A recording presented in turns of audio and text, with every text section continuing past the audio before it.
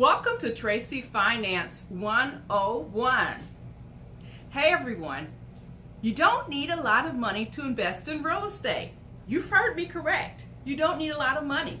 In fact, you don't even need good credit to invest in real estate. There are some platforms out there that allow you to have just as little as $500 to invest in real estate. Yes. There are some platforms out there, just like there are some EFTs, some mutual funds, some stocks. Well, there are ways to invest in real estate, okay? And those platforms are something like Fundrise and Diversifund, where you contribute $500. If that's usually the starting part, is $500. Of course, you can contribute more and you'll have more of a share in the property, and the fees are probably around 1%. The beauty of it is that you don't have to be the landlord. You don't have to sign all the paper docs for the banks to be a part owner in this venture. That is the beauty of it. And last time I know it was about a 10% return from, let me catch this one, from Fundrise. Fundrise had a 10% last year for their investors. And plus they offer a 90-day money back if you don't like the whole system. Now there are pitfalls, okay, because you are investing just like the stock market.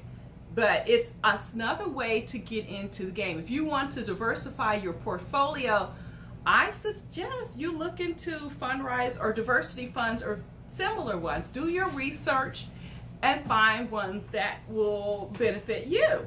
There are also some crowdfunding ones. They're more riskier and they cost a lot more to start. It's like $5,000 and you're investing in commercial property. Now, those are the big buildings, brick and mortar buildings that, like I don't know, medical offices, things like that.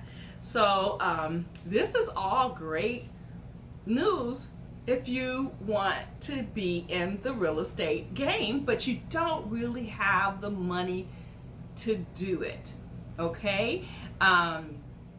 They also pay you a little bit of money because you are an investor in the real estate, okay? So the other one, the crowdfunding one, if there are some extra fees that they incur, they have to go to the investors. That's the crowdfunding one.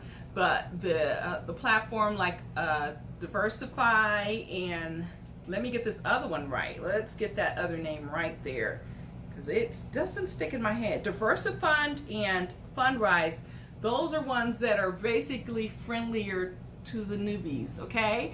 And that's who I'm talking to, the newbies. But you have to do your research because things change constantly. From the time of this recording of this video, it may have changed, but you need to go and look at what are the requirements that they're asking you. What are the pros? What are the cons? So far it seems good. You invest $500. Sometimes you might have to invest that on a monthly basis, so check into it. Is it just a one-time $500, or is it I could pay whenever I feel like investing in it, or is it a continuous thing, a cost average thing, or where I'm gonna keep doing this on a monthly thing? But I do know that there's a small fee, like 1%, which is not too bad.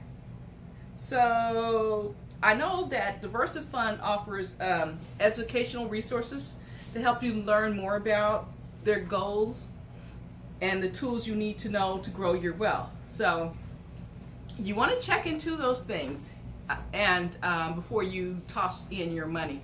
But I just wanted to let you guys know that that is an option for you. It's not just companies that in the stock market. There are also properties that you can also invest in. So let me know what you guys think about that. Drop me a line in the comment section and subscribe if you haven't subscribed, and hit the notification bell so you can get all of this information. I like to tell you guys chunks of information so you can digest and learn, okay, and open up your eyes to see that there's money to be made out in the world, and I'm happy to deliver the news to you. Okay, my lovelies, I hope to catch you all in the next video. All right, toodles.